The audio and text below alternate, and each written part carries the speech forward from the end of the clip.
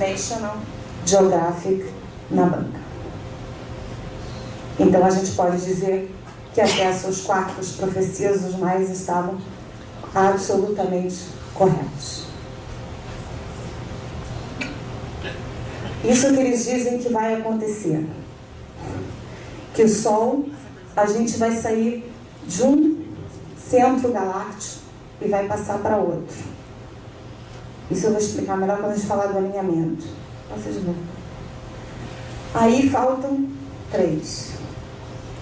A 5ª profecia diz que os sistemas financeiros, elétricos, religiosos e de comunicação vão desaparecer. A 6ª diz que a aparição e possível choque de um cometa vai se abater contra a Terra.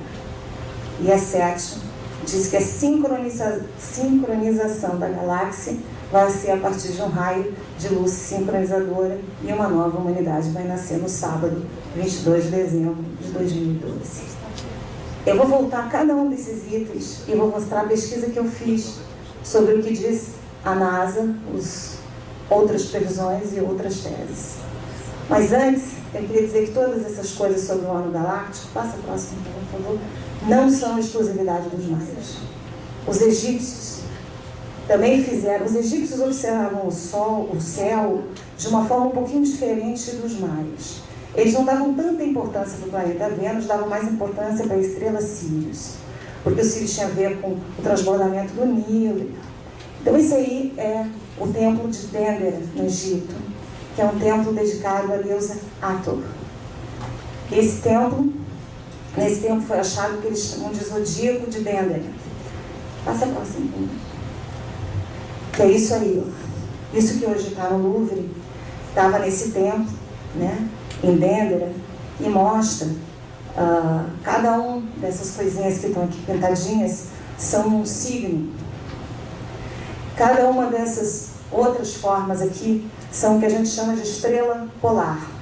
Para os egípcios, o círculo solar, o grande ano cósmico, tinha 25.625 anos também. E era dividido em 30 graus, cada grau um signo. E cada 60 graus uma estrela polar. Quando o templo de Dendera foi construído, a estrela polar era Cygnus. Era a estrela que os navegadores usavam. Hoje eles usam uma estrela chamada Polaris. Então a gente mudou nesses 4.000 e tantos anos. Na divisão dos egípcios, cada era, ou cada signo, representava 2.000 e poucos anos. E cada estrela polar ficava durante 2 eras. Então a gente viu, os egípcios legaram nesses templos a forma como eles enxergavam o movimento da nossa galáxia no céu. E era observando o que eles chamavam de precessão de equinócios. A precessão de equinócios é que no dia do equinócio, diferente dos maias que viam isso no dia do solstício, no dia dos equinócios, o Sol e a Lua se alinhavam de frente para um signo, que a cada 2.000 e tantos anos esse signo mudava. E agora, nós estamos na era de peixe, todo mundo sabe, por causa dos egípcios. Os egípcios é que nos legaram essa conta da precessão dos equinócios com as anotações feitas nesse templo, no templo de Dendera. E a gente diz que nós vamos entrar na era de Aquário. E os egípcios, eles tinham uma crença de que cada pessoa encarnava diferentes vezes, em diferentes corpos, até aprender o real sentido da vida, durante o período de um ciclo solar. Então, assim, você ficava o ciclo solar todo em diferentes encarnações, até você poder ter um estado de alma que se equiparava ao que eles chamavam de super-homem, né? E aí a simbologia disso, eles escreveram na historinha de Osíris e Ísis, que dão a luz a um super-homem, a um homem mais evoluído, Horus, né? Que é muito parecido com a nossa mítica cristã, porque se vocês já estudaram um pouquinho, vocês sabem que tudo que nós temos hoje na cultura cristã veio dos mitos egípcios, né? Até por conta da proximidade, né? Então os egípcios também fizeram esse cálculo da precessão. A diferença é que os maias observavam outras estrelas e viam isso de outra forma, mas a conta é praticamente a mesma.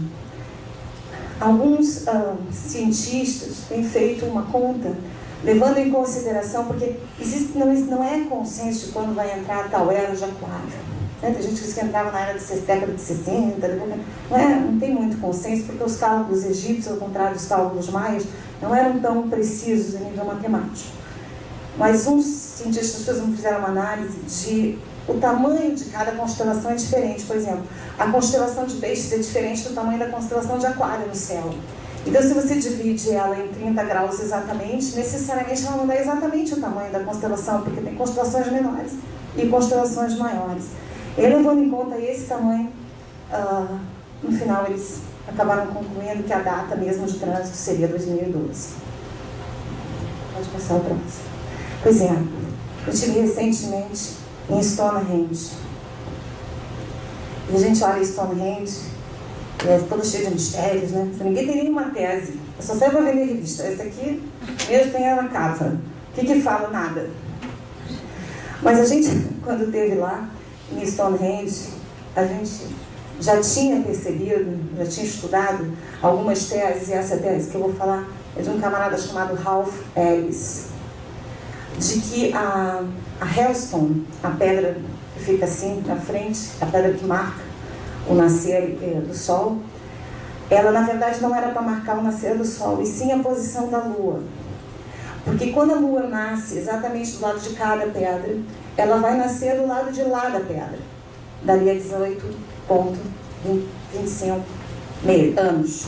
Então a gente tem no número 19, que é praticamente o tempo da Lua fazer o seu trânsito, de um lado para o outro, 19 anos.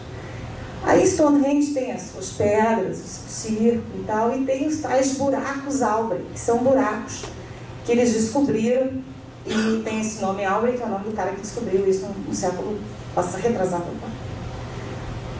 Aí esse Ralph Ellis fez uma simulação, usando Stonehenge como se fosse um grande relógio, por causa desse signo da Lua. Então ele descobriu que se no ano 0, por exemplo, a Hailstone está ali, virada para aquele buraquinho, eles botassem outra pedra lá e usassem ela para contar, a cada 19 anos essa pedra andaria 3 lugares, né? Ela ia andar. A cada 19 anos, 3 buracos Aubrey. No final de 360 anos, ela ia se encontrar de novo. No final de 5.000 anos, ela ia ter dado uma volta. E no final de 5.165, ela voltaria para o mesmo lugar. Então, os celtas, provavelmente, apesar disso não ser uma coisa consensual, isso é só uma tese, também tinham em Stonehenge um grande relógio de precessão de equinócio, ou de grande ciclo cósmico.